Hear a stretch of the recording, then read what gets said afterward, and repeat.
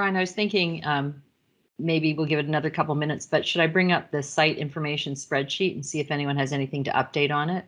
Because I know I think that'd be good for people always comment that they like this spreadsheet, but I don't get updates from people very often. Can everyone see my screen? Yes.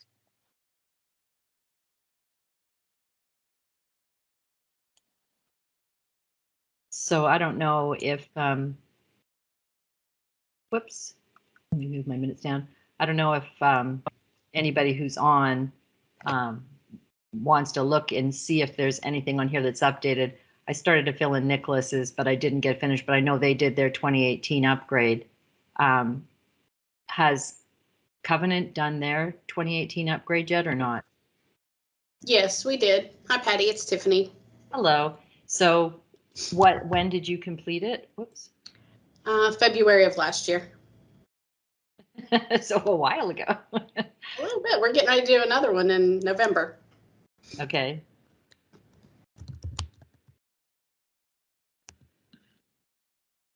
That's the Okay. Centra. Pardon me? That's the same for Centra too. We did our 2018 and we're scheduled for go live for October 19th for the next one. I don't remember the code that it is though. I can check. I see we've got Centra listed twice.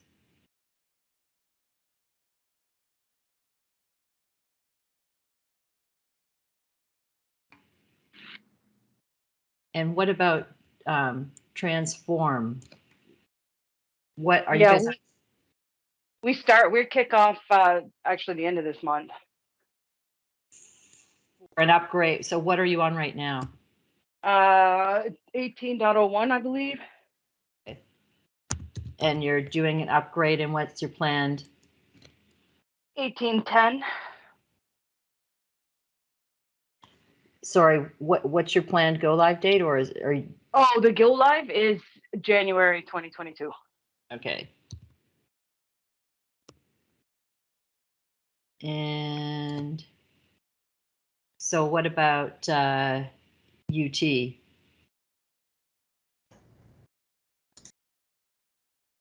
Grant? I will have to check on that.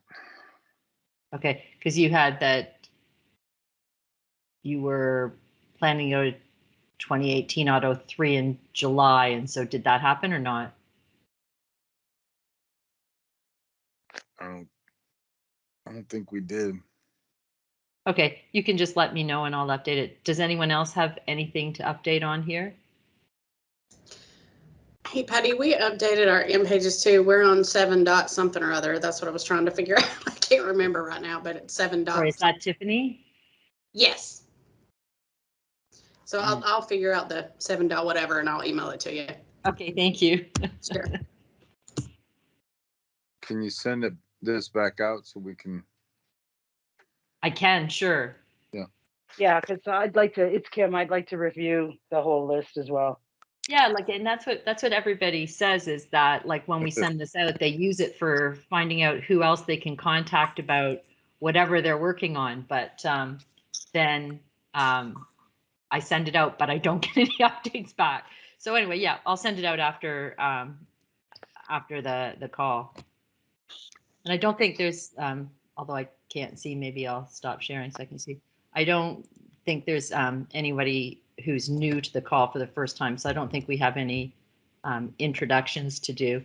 And I know it's been quite a while since we've had one of these. I think it was January. And so I know that Tina Stamper is going to be joining a little bit late, and she's going to do a presentation for us today. So I thought we would just start with a open roundtable, anything that anybody wanted to bring up. And then if we have time at the end, we could also do a little bit of agenda planning, because it's been hard to figure out what things to put on the agenda and what you all want to hear about.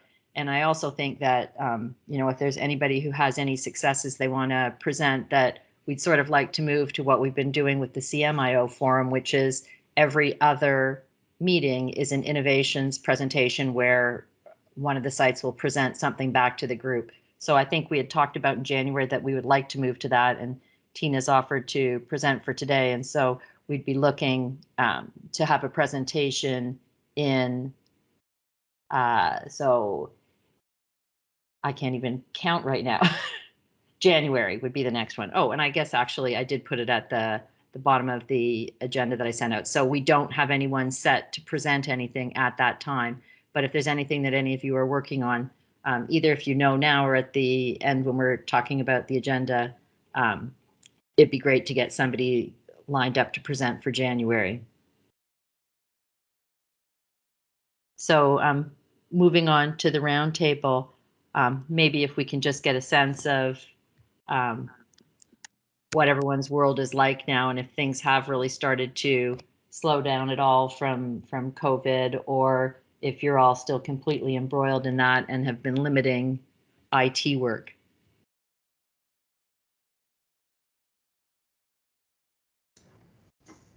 I can start off if you like, Patty. This is Tiffany from Covenant. Yeah. We are still very heavy in COVID world. We have lots of COVID patients, unfortunately, and not that many ICU beds open. So we have done a lot of acceleration, which is one of the reasons why Chris is not on the call this morning. We have accelerated our EICU go live. We were doing them about every 2 weeks or so, but just because of the support that our facilities need for those critical care patients, that we've really escalated and moved things around to try to get all of our facilities live sooner than we initially intended on EICU to support those folks. So that's been a huge focus that we've been doing. We also just kicked off a new virtual health urgent care solution with one of our partners here locally. So that just got kicked off last week. We are doing that to, help support our practices a lot, because I'm not sure everywhere else, but around here, if you try to get an appointment with an urgent care live and in person, we'll call it, it's hard. You're gonna wait a long time. It's almost like turned into going to the ED. You're gonna wait a long time, or they'll tell you we don't have an appointment for for 2 more days. So we've launched that as well to try to help support those areas. And then in the midst of all that, we are also doing an upgrade. So slow down, not so much, not really. We have really we're all just like running around with our hair on fire, and every once in a while we get a splash of water to put a few hairs out. Did you guys, so I've done a couple of projects during COVID that were specifically around doing remote check-in and doing virtual consents and all that. Have you implemented anything along those lines?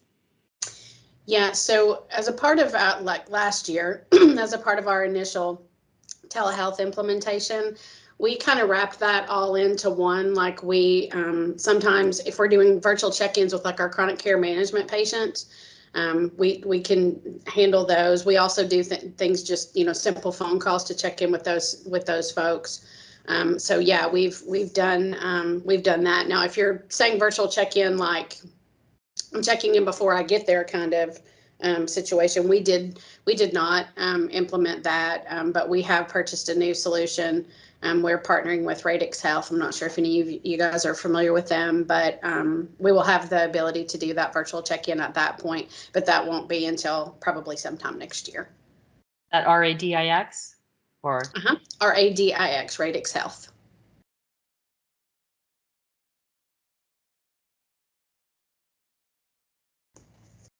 And we are also just signed a contract a couple of weeks ago that we are going to transition our virtual scheduled visits that are done in our practices to the AmWell solution that's integrated with Cerner.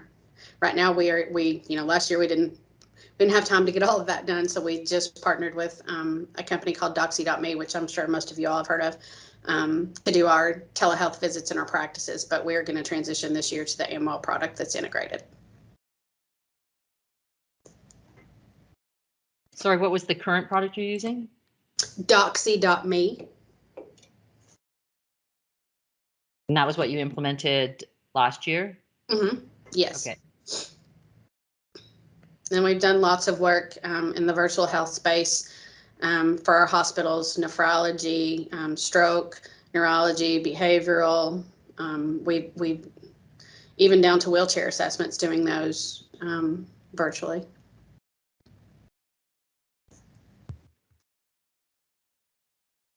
I'm curious if anybody else is using AmWell. Tiffany, I know it's a good product. Sometimes I think the price became too much for a lot of organizations, but I'm curious if others are using it and have had success with it. This is Jenna. We are using it. We had it prior to the pandemic for the 24/7 for those virtual visits. And then we added the telehealth. I'm not as close to that, so I can't really speak to how successful it has been. I know that we have a whole telehealth task force that's putting strategy around our telehealth efforts, but I think that there's a combination of products that are being used at Centra and trying to migrate everyone to the AmWell solution. Jenna, I would love to know more about your all's experience. If maybe we could get connected with that team through you, that would be great. Just maybe we could help each other. We did implement the urgent care module with AmWell, but our docs were just so covered up, and we didn't have someone that could really dedicate time to it. So it kind of gets used some, and then doesn't. They can't make themselves available that often. But we are building a new urgent care center, and we believe that it'll be a much better use case to use that technology. But it was just from a staffing perspective, it was tough to cover the 24/7 model. Yeah, well, the 24/7 is actually their physicians and APPs. Yeah. Gotcha. So you use the online care group. Gotcha. Okay. And then we use the other piece of it we hadn't implemented for our virtual visits. So we went ahead and implemented right as the pandemic was getting started for our caregivers to use it. Gotcha. Okay. That makes sense. Yeah, I think staffing is, out of everything that we have going on, staffing is the biggest challenge, and it's all staffing. It's not just nursing. Yeah. But for Centra, we went live with the EKG, Cerner EKG a couple weeks ago. We transitioned off of Pyramus, and that's been quite a workflow change for our nurses that we are still working through. We do have the upgrade scheduled for October 19th as our go live. We did partner with Array Health for telepsychiatry because we were just we've seen a significant increase from a telepsychiatry from a behavioral health perspective, and needed more caregivers to be able to provide care to our behavioral health patients. And also at one point, Virginia, they closed admissions to their state hospitals, and so that really also impacted our community health centers. So we did get that ED, and we will implement to the inpatient units. September 16th and September 23rd are the go live dates to deploy to the inpatient units. And then we also have the vaccine clinics that we have stood up for our caregivers as we have mandated the vaccine. So we want to make sure that we have that there. And maybe 2 or 3 months ago, I can't remember how long now, because we're surging again here in Virginia. But I believe 2 or 3 months ago, we took our cardiology practices live on Cerner. We had not taken them when we did our Big Bang implementation in 2018. We had not taken the cardiology offices, and we did transition them over to Cerner, and that has gone really well at this point. So we're excited about that too. But lots going on, but we are definitely we're definitely surging here, and we haven't plateaued yet. So Jennifer, the cardiovascular stuff, is it the full cardiovascular module that you guys use then from Cerner? And you just added on certain areas? Like, was it a full go live of the cardiovascular module? It was, except for we haven't taken it live like in the cath lab in those areas yet. So this was mainly the outpatient practices that we took that vascular modules. And the plan, I don't know the date that they plan to move into the cath lab, but that is the plan to get everyone transitioned. And then do you guys have bedside device integration, and are you looking at the wave integration as well as part of your cardiovascular implementation? Yeah, we actually just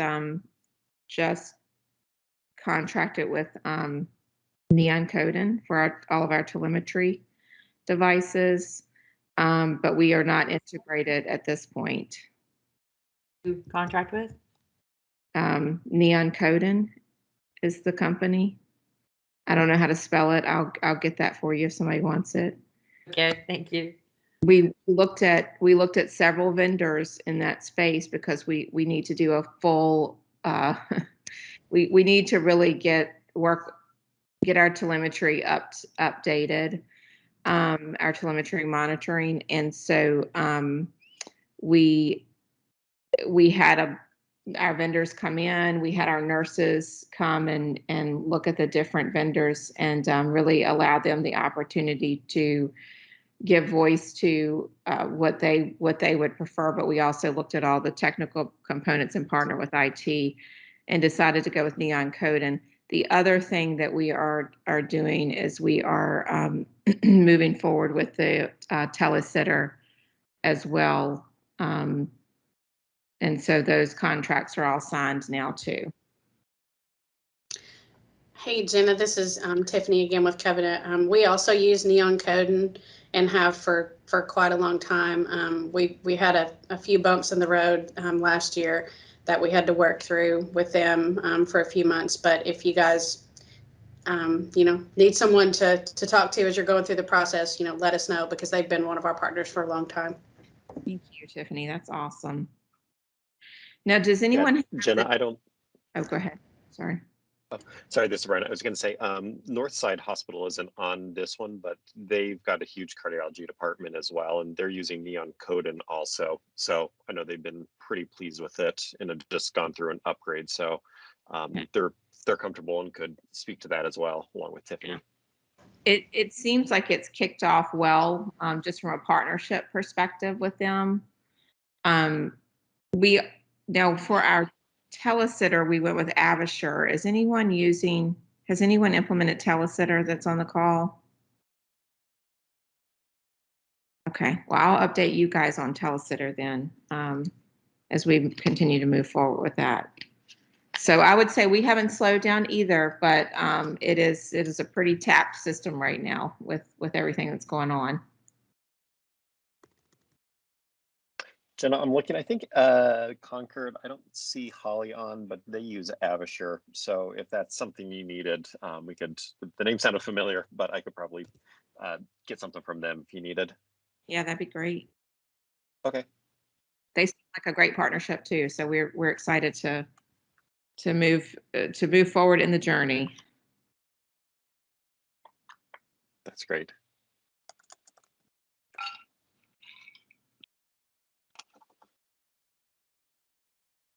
So I don't know, Kim, I don't know if you've ever really spoken out much on this group, but do you want to talk at all about your multiple go lives during the pandemic and how that went for you? Yeah, this is only my second meeting, so no, I haven't said much. But so we are about 5 months out from our last go live, which was our largest site, and about a year out from our first go live, just about a year out from our first go live. So folks on the call, we took 4 separate organizations live over the past year. Yes, during the COVID and the pandemic and the lockdowns, because here in Ontario, we were locked down up until about July. So it was definitely an experience. We're currently doing optimization items. We have a large number, about 500 line items of optimization items. I wouldn't call Did them you say all. 500? Sorry, can Yeah, wow, I okay. said 500. But I wouldn't call them all optimization. Truly, we funneled them in as optimization, but in reality, it's cleanup, it's stabilization, it's improve a few drop downs and that kind of thing, more so than what I would call true optimization. But we are kicking off our upgrade on, I believe it's the 27th of September. We'll be kicking that off. So that's our next round of work. And then we also are looking at the patient portal and virtual visits that we're hoping to kick off sometime in the early new year. And then we'll do another round of optimization just for fun. So it's not stopping here. We have a 5th site who never went live in our region, who is still thinking about it. So that's possibly on the table as well. So there's a ton happening here. COVID hasn't let up. We're in a little bit of a reprieve right now. I suppose our numbers are down, but they're definitely doubling and tripling as we speak.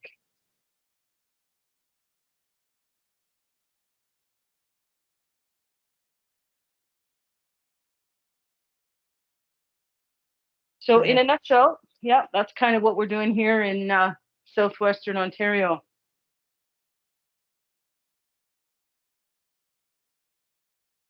And you guys did a combination of at the elbow support and virtual support, right? Correct. Yes. So we had no Cerner support on site because they couldn't travel and they couldn't go into our hospital. So we had our own teams that were supporting at the elbow, and then all of the Cerner support was virtual and or remote.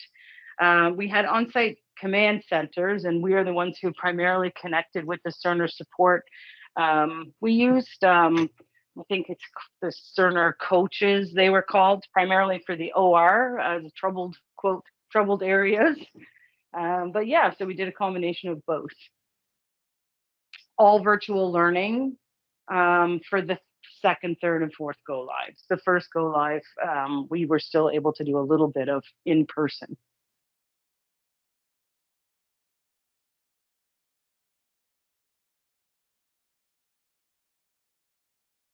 And Big Bang. I guess that's the other piece that's kind of important. Big Bang across all of the organizations, ambulatory and inpatient, post-acute, rehab, complex care, mental health.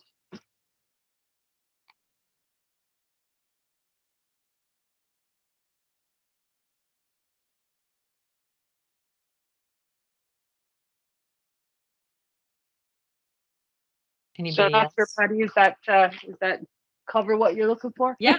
Yep. Well, I just knew that you hadn't really spoken the last time, and I just thought, not bad to introduce what you guys had done. Sure, sounds good. I see Tina joined us. Good morning. Good morning. Does anybody have anything else that they wanted to speak about, or should we turn it over to Tina, and then after Tina presents, we can tackle upcoming agendas and things you guys would like to see on the agenda? So I just had a question for the group. So we've talked a couple times about upgrades and things like that are coming up for everybody. Is everybody still using the Cerner Upgrade Center? Because I know I've gotten this question from a few organizations of whether other sites still find value in the Upgrade Center. I know it's an expensive proposition, but curious if people have started to tackle those upgrades on their own, or if they're still using the Cerner Upgrade Center for these major upgrades. So Brian, it's Kim. So we are planning to use upgrade services this year, and probably for the next one, we're going to upgrade once a year. I think we bought a bundle, maybe three years worth. primarily because it's our first one. And we had a version of Millennium in our environment before, but not nearly as widespread. So it's truly our first one. And then I think the hope is that we won't need them forever, but I'll be able to reassess that sort of better once we do this upgrade. Great, thank you. I think that's sort of what we're hearing all over is there's, I don't know if it's just a dissatisfaction in price or not, but I know I recently did an upgrade with Nicholas Children's, and it was also that, you know, when you get into some of the weeds, the upgrade center people don't necessarily seem to have all the skill that they needed for their complexity. And so I know our downtime was significantly increased by some of the downtime steps that weren't actually completed correctly. And so that I know that there was quite a bit of dissatisfaction there with some of the upgrade center work. I think, Patty, for me as well. So we haven't truly kicked off. We kick off in a couple of weeks, but we've done a couple of pre-meetings.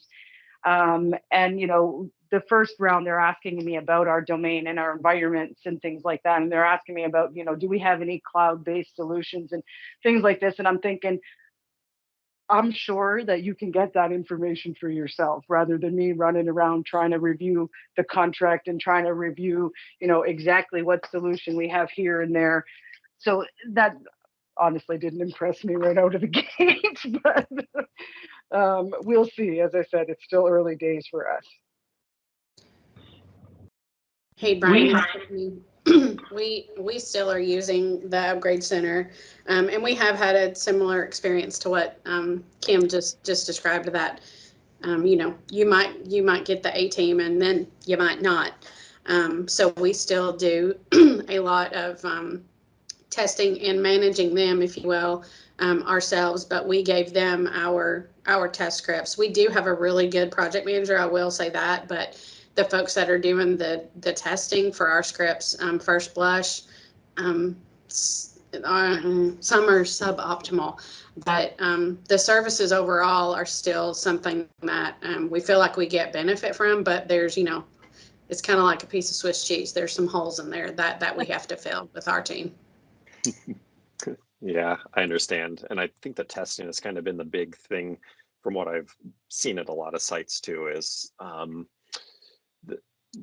you have to put a lot of trust in the testing that happens in order to be able to turn it over and kind of get the full value. And I don't think there's ever been enough true benefits of the testing or feeling like the testing is correct in order to be able to turn that stuff over, give them the keys to run that.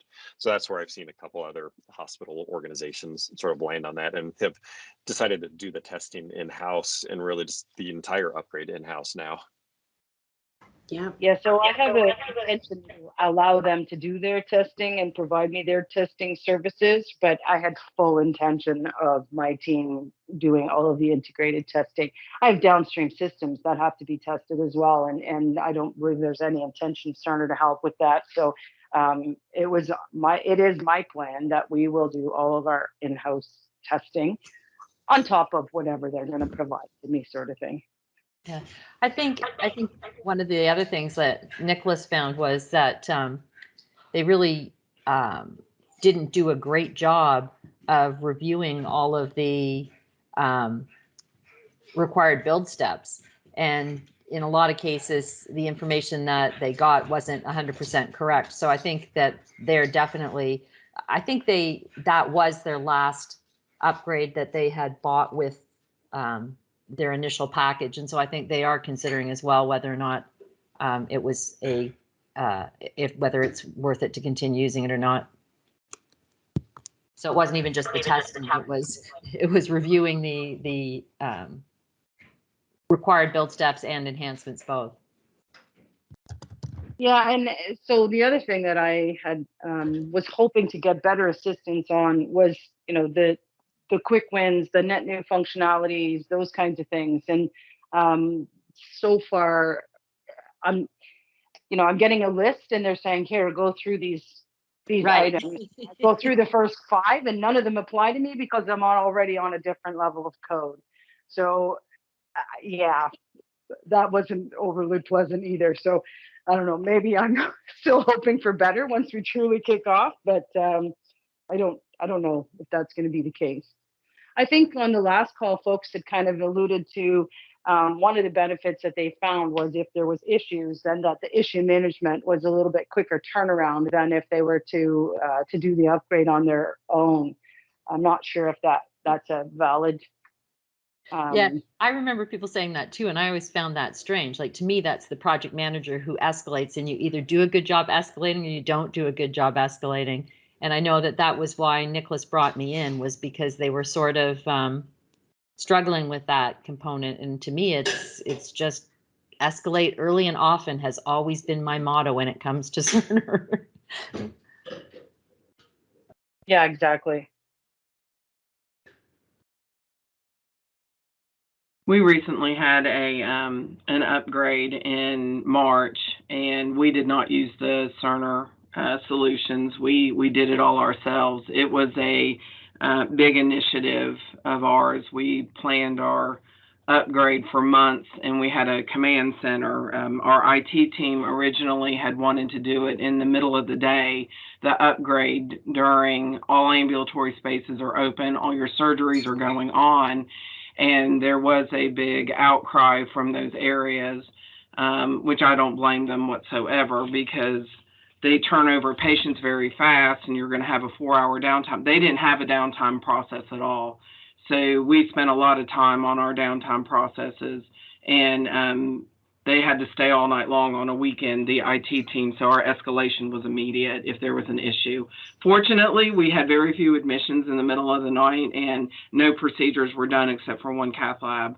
So we felt like that was very well done for us, and I don't have anything to compare it to because we didn't use the solutions, but we felt like we did a good job with our preparation, but it was a lot of time that we spent preparing for it, and we still don't have good processes for our ambulatory space and procedural areas. And I don't know how you all are prepared, if you all have a downtime, but we know we're not, especially if we would have any type of malware hit us, not just for upgrades. We're just in the process right now of doing a full disaster planning or business continuity planning exercise. We're pretty new in our implementation, so the paper world still exists in everybody's mind, but I'm sure that's going to transition before too long. So yeah, we're in the process right now of taking our sites through, and they really don't have much, really. From even just how do they work their phones, because some of the phones are computer phones. So we've got a lot of work to do. We're just starting down that path right now. If you ever need anything, we have our policies that we wrote to give guidance. We have several checklists for nursing. We did learn from our lessons learned. We weren't as prepared with providers.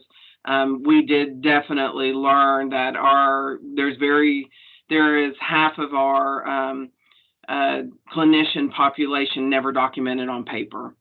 So that was a big deal for us, because there's a lot of us who are on your executive levels who still had an assumption you would still have a few people that would be working during those areas to help others. And we found there are several areas where there were no one that had ever documented on paper. So to them, it was chaos.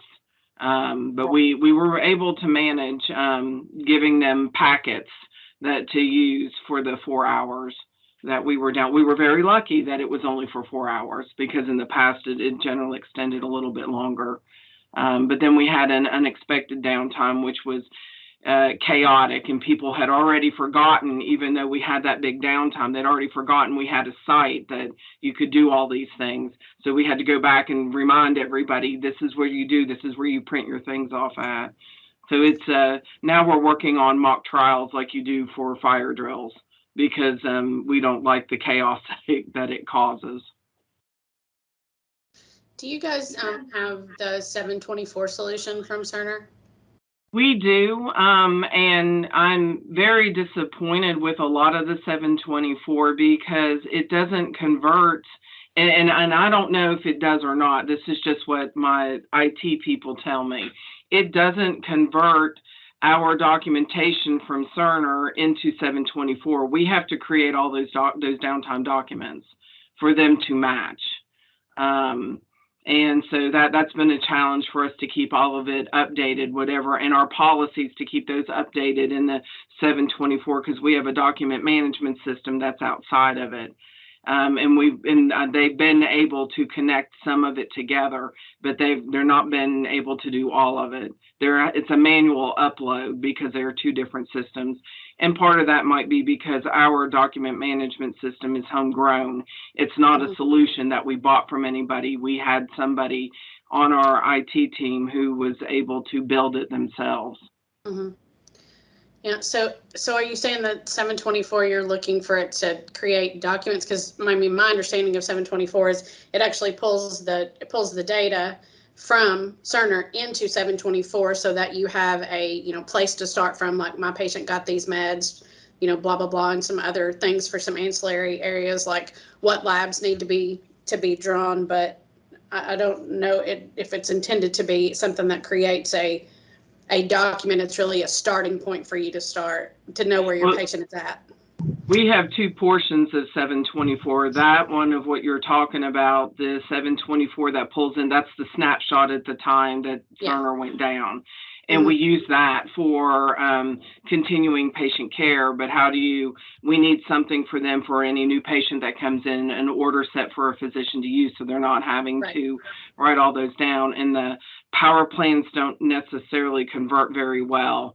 And we were not able to find anything. We're not wanting everything to convert over, but your basic nursing assessments would be nice to have a standardized way. And we really don't have that. We've got all of our paper forms that we had before. And we tried to, it's very time consuming to match our old paper downtime forms to what Cerner is. They don't look the same. We've had to rearrange everything. It just would be nice if it was streamlined, that you had this right over there. But I guess at one point we'll get there. Hi, it's Cindy. So similar to you, we use 724 for the snapshot.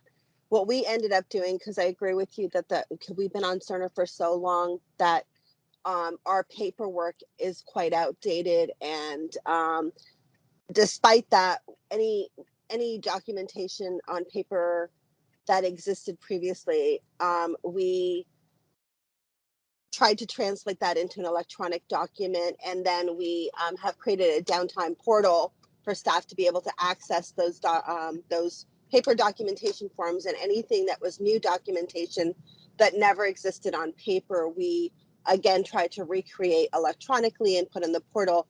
But we're actually having our business continuity retreat this week at Children's, and one of the things we recognize is that as we continue to go live with new solutions, for example, now we're on Cerner Reg, and there's different documentation requirements for insurers and billing purposes, that we have to revisit all of our documentation to make sure it not only aligns with the documentation workflow, but it also meets regulatory, CMS, billing, insurer requirements, because for the longest time we've relied on those data being collected in the background and electronically inputted.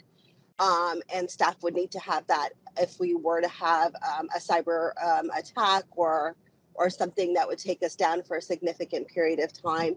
We also had to really think about how do you establish account numbers and all sorts of different types of things if you had a full network outage. And so I agree with you, like the 724 is great for the snapshot, but most, I think, organizations, their paperwork is outdated and will remain outdated until you have a more sustainable process in place that every time you make a change to the electronic record, you have to crosswalk what your paper documentation looks like so that you can be better prepared.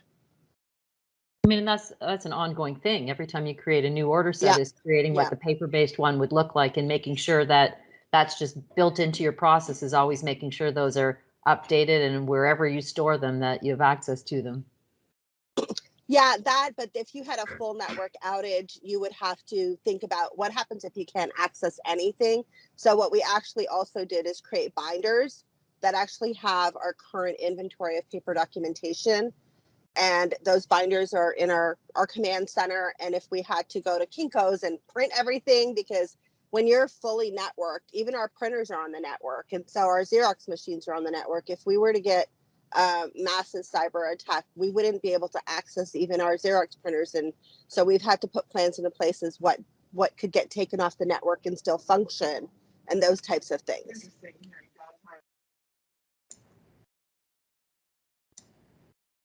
Yeah, you're right. The recovery process is very, very time consuming, and there definitely isn't a book that teaches you how to do your recovery and what is it that's necessary that you have to put back into it when you come back on. And like you said, the network outages for long periods of time. We're struggling in our procedural spaces with the preferences when you have that all electronically for what the surgeons want in the OR and how that goes down to central. There is nothing there, and they've not kept up with any of that. And then you have all of these surgeons that you would have to create these paper process, and they change this monthly. They are struggling with trying to figure that out. And if we would have a power outage today, they would be doomed. They would not have anything, and they would have to wait. The surgeon would have to tell them what they'd want, and they'd have to start creating it right now. Our ambulatory spaces are in the same way. So we've really only looked at the inpatient world. We're struggling with it, and there is no book to tell you what you should watch for and what you should do.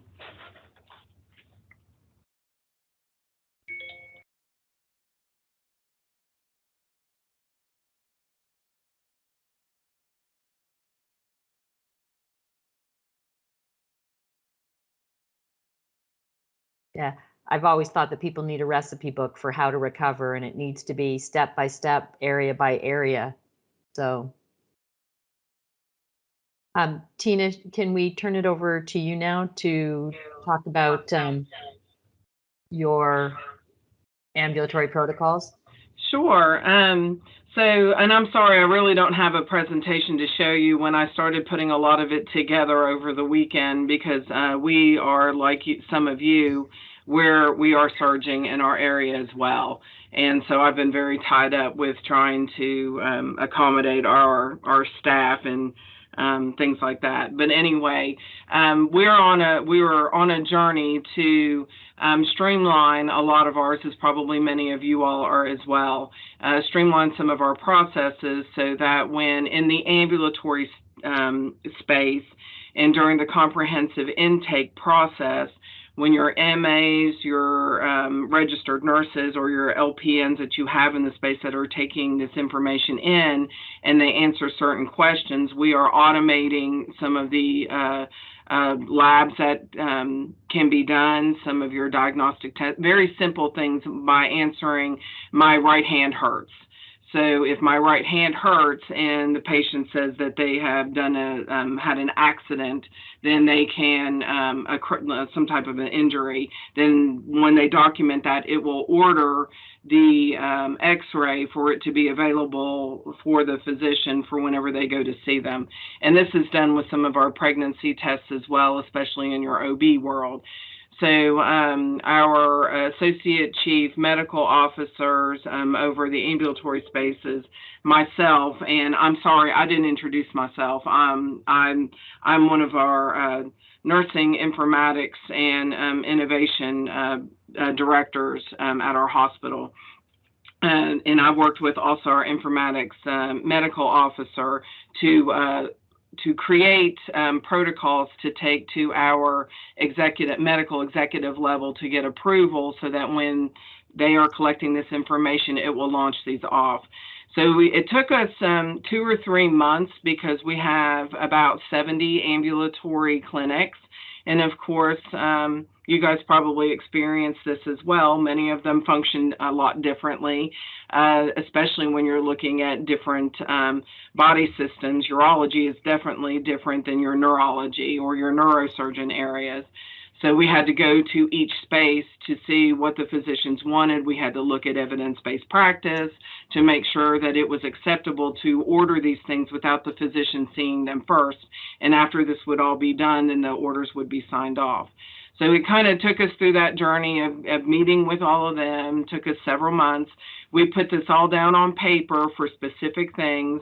And none of these included like CT scans or anything like that. They were very simple diagnostic tests and just a simple x-ray or a simple urinalysis, a pregnancy test, things like that. And once we got finished with that, the pandemic hit. And so everything got tabled. And then a couple of months ago, when we started to put it back on the table, there was there's some solutions we found unbeknownst to us, because what we were doing is you order these things and it would automate, and then the lab test or the x-ray would drop on somebody's task list. They would perform it. There is some solutions in the ambulatory space, and I apologize that I don't remember the name of the solution that can help, but we had learned that as we're going live with our new ambulatory spaces to start implementing them. We haven't gotten there yet. That is on the table for the probably 2022 instead of finishing it in this year, because we have so many initiatives that are going on, and we've lost an awful lot of staff as well through the pandemic that we've not been able to replace.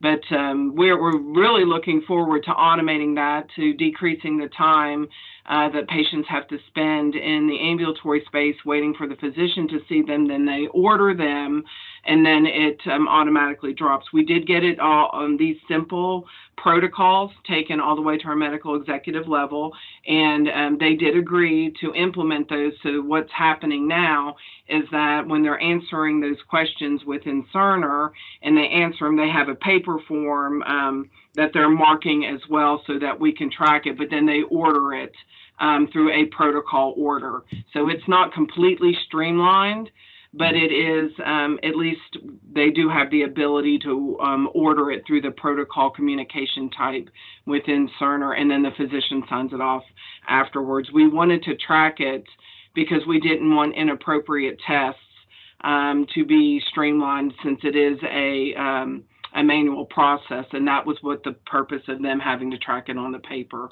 so that we know it was appropriate. The patient was complaining of blood in their urine, and they had a certain and diffuse abdominal pain, then they could order the urinalysis if they were in the urology clinic, or if they're in the OB clinic, they could order a pregnancy test if somebody came in.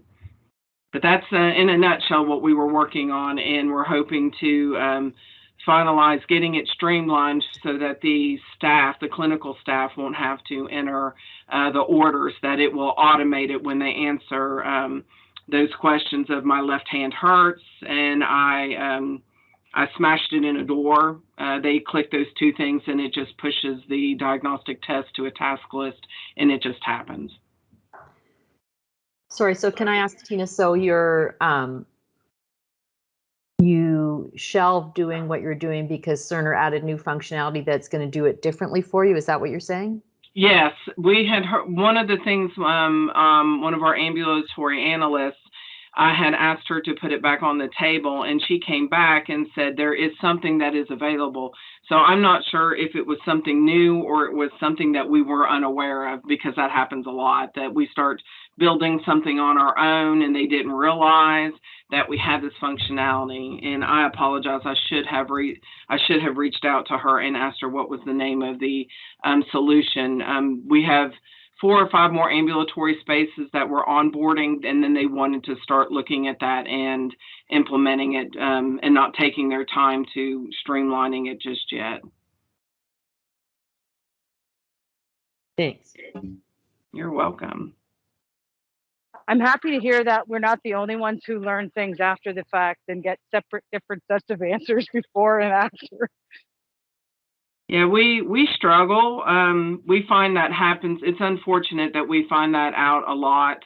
I'm not good at researching on the wiki. I do try, and our analysts are limited with their time, so we do what we can. We do have our Cerner representatives that we have now are really good to help us.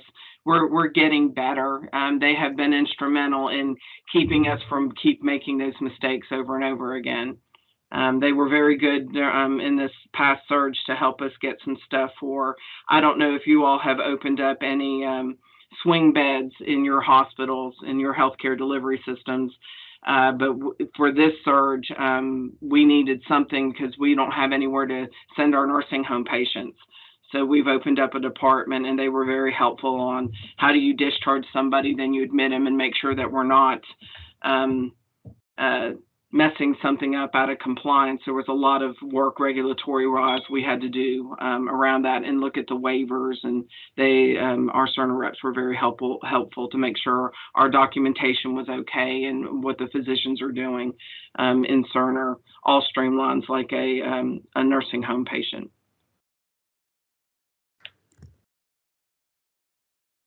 Hey, Tina, you made me think of something that that we have an issue with, and I'm not sure if it's something that you guys experience too, but in your ambulatory clinics where you, let's say a urology clinic is actually the example, which is what popped in my head. We have a urology clinic where the provider is actually doing ultrasounds when they're doing ultrasound guided prostate biopsy. So the physician is actually the one doing the ultrasound, but there's not an imaging tech, radiology tech, whatever you guys call them, in that particular office. So we're struggling a little bit on the who is documenting that exam in RadNet, to like start the exam and stop the exam in a normal radiology workflow. Do you guys have that scenario, or any of you guys by chance? And if so, how are you handling it?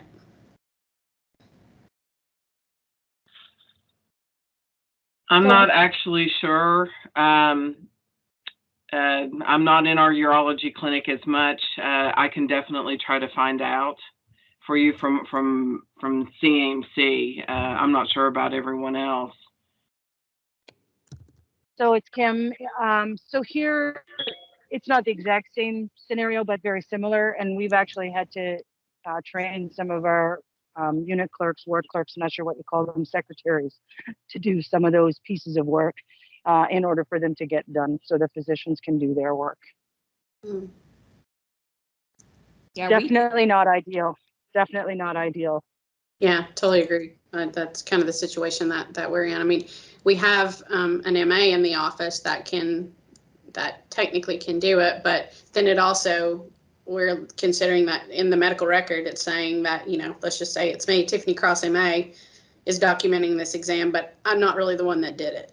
The physician is the one who actually performed the exam. It's not like I'm an ultrasound tech, so it's kind of sketchy. Yeah, Tiffany, we do them here too, but it is the physician that documents it, but I'm not sure that it goes to RadNet. So I'll do some research on our end and see what the workflow is here. But they also do the ultrasound guided prostate biopsies at Centra as well. So I'll check. Yeah, that would be awesome, because kind of where we've landed at the moment as well. I guess the MA is going to have to do it, and then we will have them put in a comment stating that, I'm documenting the exam, but the ultrasound was performed by Dr. X, but, that's also human intervention, and it's not going to happen every time.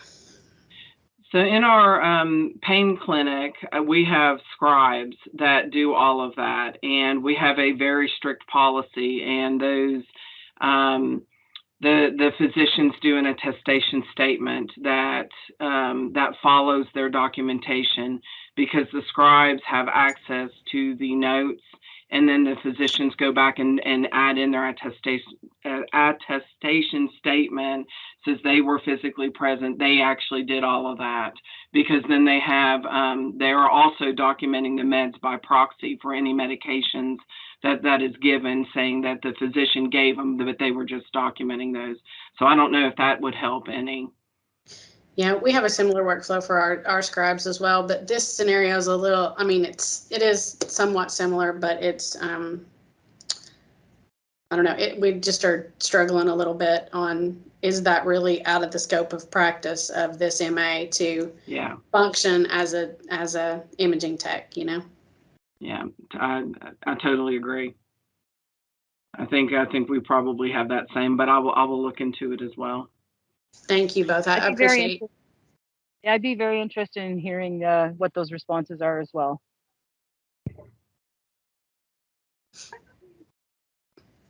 I have a hard stop at 8. Patty, I wanted to thank you for rejoining. I appreciate all of listening to your all's your input. You all are my only connection to other Cerner clients at times. So I do appreciate that this meeting has reignited. So then in the last 2 minutes before everyone else has their hard stop as well, can we just determine, so for proposed future agenda items, we had heard before that you guys wanted to talk again about IPOCs and MedsRec, and I know that Concord was working, I believe, with Cerner directly on the One Plan initiative. They were one of the first people on it. So, but aside from that, we also had using SMEs and chain nurses for education and management of clinical decision report and reminders. Is there any other agenda item topics that we should add to the future list? And is there anybody who'd be interested in presenting something in January?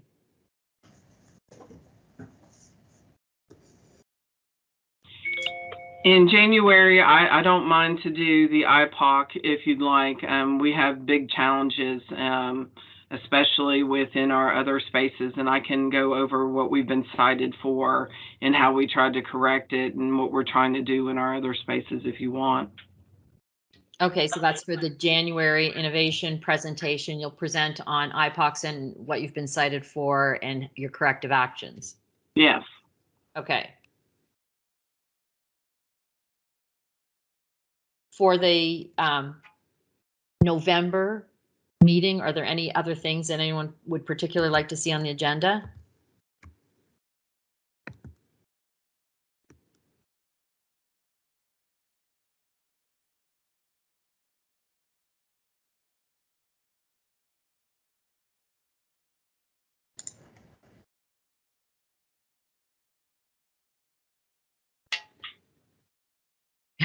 So we still struggle getting. If anybody has anything on transfer any part of the medication reconciliation process, we struggle with all of that as well. I'd love to hear other ideas from other people if you all wouldn't mind. So maybe just make it a topic for next time, transfer meds rec, and people can. I think it's probably more than just transfer. If I had to guess, we're struggling with med rec all around, and in Canada we don't have the same staffing perhaps as it relates to pharmacy. So we are really struggling with med rec just in general.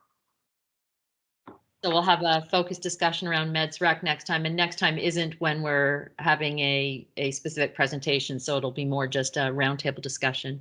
Okay, thank you everybody for joining. Thank you. Thanks everybody. Thank you. All right, have a great day, everyone.